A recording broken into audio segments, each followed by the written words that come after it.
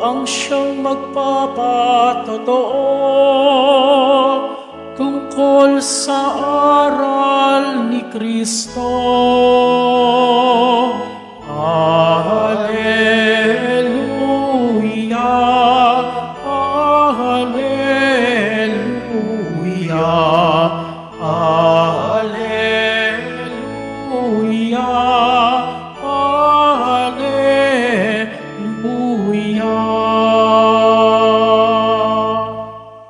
Sumainyo ang Panginoon. At sumayo rin. Ang mabuting balita ng Panginoon ayon kay San Juan. Papuri sa iyo, Panginoon. Noong panahong yun, sinabi ni Jesus sa kanyang mga alagad, "Ngunit ang patnubay, ang espiritu ng katotohanan, ang paparito mula sa Ama. Susuguin ko siya sa inyo buhat sa Ama, at siya ang magpapatotoo tungkol sa akin. At magpapatotoo rin kayo tungkol sa akin, sapagkat sa pasimula pa'y kasama ko na kayo. Sinasabi ko ito sa inyo upang huwag kayong mawalan ng pananalig sa akin. Palalayasin nila kayo sa mga sinagoga. Darating ang panahon na ang sino mang pumatay sa inyo ay mag-aakalang naglilingkod siya sa Diyos. At gagawin nila ito sapagkat hindi nila ako nakikilala ni ang Ama. Ito'y sinasabi ko sa inyo upang pagdating ng oras na gawin nila, maalala ninyong ipinagpauna ko na ito sa inyo." Mga kapatid, ang mabuting balita ng Panginoon. Pinupuri ka namin, Panginoong Hesukristo. Magsipong muna ang lahat. Magandang tanghali po sa inyong lahat.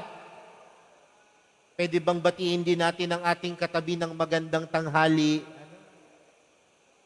Mga kapatid, patuloy po ang ating pagninilay ngayon pong ika-6 na linggo ng Pasko ng muling pagkabuhay ng Panginoon. Kaya nga kung mapapansin po natin, ang atin pong ebanghelyo mula pa kahapon ay nagpapatungkol sa pamamaalam ng Panginoon.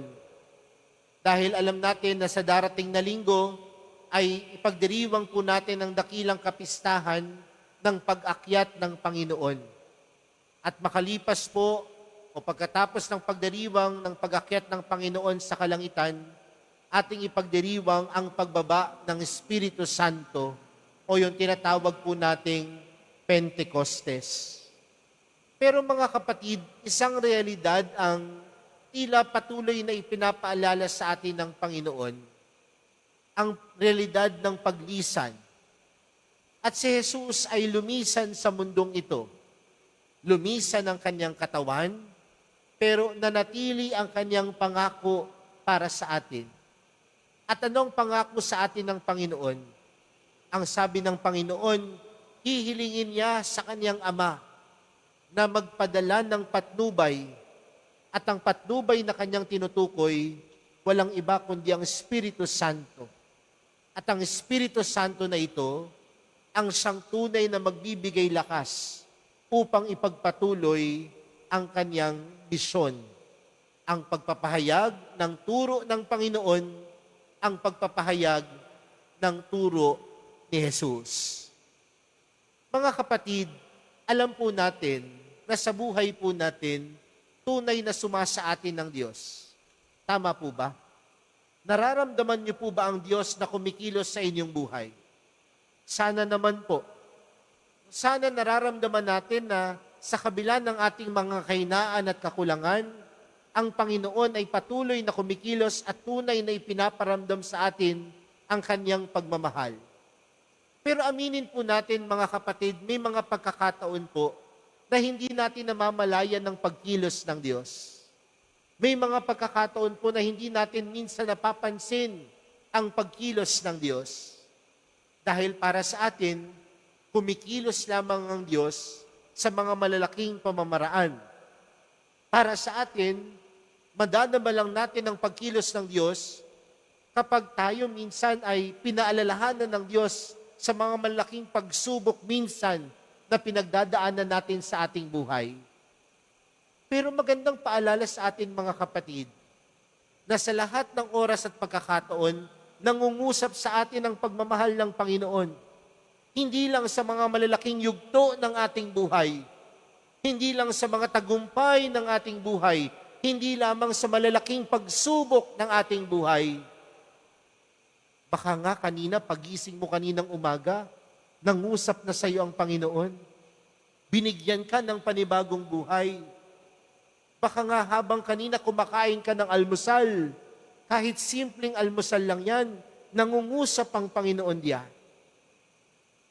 Dahil alam natin mga kapatid na ang patnubay ng Panginoon ay hindi lamang sa mga piling oras at pagkakataon.